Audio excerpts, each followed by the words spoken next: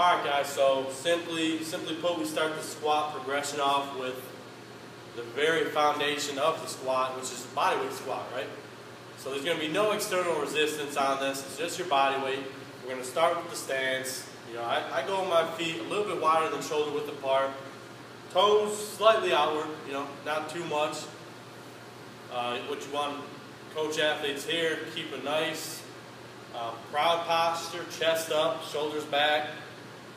And you're going to just squat down, push those knees out, drive through the ground, squat back up, all right? And you're simply going to go, in this progression, I typically go 2 sets of 12 for each movement. So I'll knock those 2 sets of 12 out, and then we'll be moving on to the next movement. All right, guys, the second movement in this squat progression is going to be the goblet squat. The goblet squat is another squat movement where you can add some resistance, okay? And we're going to be doing this in the form of a dumbbell. So what you're going to coach your athletes to do, pick up the dumbbell, grab it by the top plate, okay? The top plate's going to be close to your chin, all right? The bottom plate's going to be touching with both of your forearms, all right? You're going to get in your squat stance, you know, feet slightly more than shoulder width apart, toes slightly pointed outwards. You're going to squat down. Make sure they're keeping that proud posture, and their elbows are going to be inside their knees on this. All right? And again, this is another one of those movements where I'll go 2 sets of 12 and then right on to the next one. All right, guys. So the next movement in the progression is going to be the shelf squat. And the shelf squat, you know, it's not something you will ever use loaded. All right? You're not going to use weight in this, and this is never going to be part of your exercise routine. You know, your workout program. This is simply a teaching movement.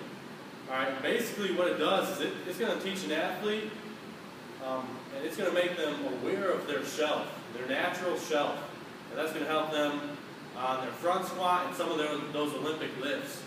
So, first thing I do, you know, and you'd be surprised how many athletes will enter the rack this way. So you have to make clear that I'm entering the rack the opposite way that you should be. Make sure you don't do this while you guys do it. So, for me, for the teaching purposes, I will come in this way. I will have the athletes, you know, gather around me. First thing I start off, you know, you find the center of the bar, all right? The center of the bar is going to be aligned with your neck. All right, so all you're going to do, you're going to find the center of your bar.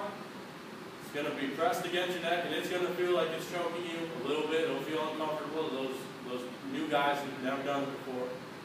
You're going to press up. You're going to put your arms straight forward. Your hands should be about 12 inches apart. Thumbs up. You're going to unrack the bar. Keep it balanced on that shelf. You're going to get in your squat position. You know, your feet shoulder width, or a little bit, slightly more than shoulder width apart. And basically what you're going to do, you're going to keep that proud posture, and you're going to squat down, and come right back up. And what you're going to see athletes struggle with this, and you know, it's a real good indicator, I think, on athletic ability a little bit. You know, some of those guys who have tighter hips, they're not going to be able to go too low with this, holding the bar like this. But also what you want to look for here is you want to make sure those athletes don't drop their arms. They drop their arms, that bar's coming forward. All right, and this is honestly something I never saw before I was here, and it's another one of those things that I think I will take with me as long as I'm in the strength conditioning profession. All right, guys. So the second to last movement of this squat progression that I will be coaching is going to be the front squat. And you're basically going to take what we learned from the previous movement, which was the shelf squat, and just apply it to this. Excuse me. The grip slightly wider than shoulder width apart. Then the bar is going to rest on that shelf that you created in the shelf squat. It's going to apply right to this. So basically, you're just going to roll those elbows underneath. Keep those elbows up and in throughout the whole movement. Unrack the bar. Find that stance. Toes outward. Squat down. Squat back up. And remember, the the grip use here, you're not going to be gripping the bar. You're going to have it resting on those fingers. All right, so the last movement we got to cover is going to be the back squat. Putting everything together and then take it to the king of the squats, the back squat. All right, guys, so the last thing we're going to cover, putting everything together, is going to be the back squat. So you're going to approach the bar. I like to grip it a little bit wider than shoulder width apart. And you're going to get underneath the bar. Make sure that center of the bar is resting on your traps, not your neck. You're going to unwrap it. Squat down. Come right back up. Alright? Some key points to focus on here. You're always keeping that proud posture. Make sure that bar is not resting on their neck. Make sure it's resting on the athlete's traps.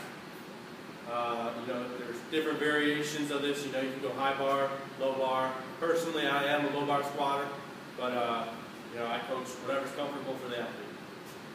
All right, thanks for watching this progression, this series of progressions, and hopefully you learned something and take something away.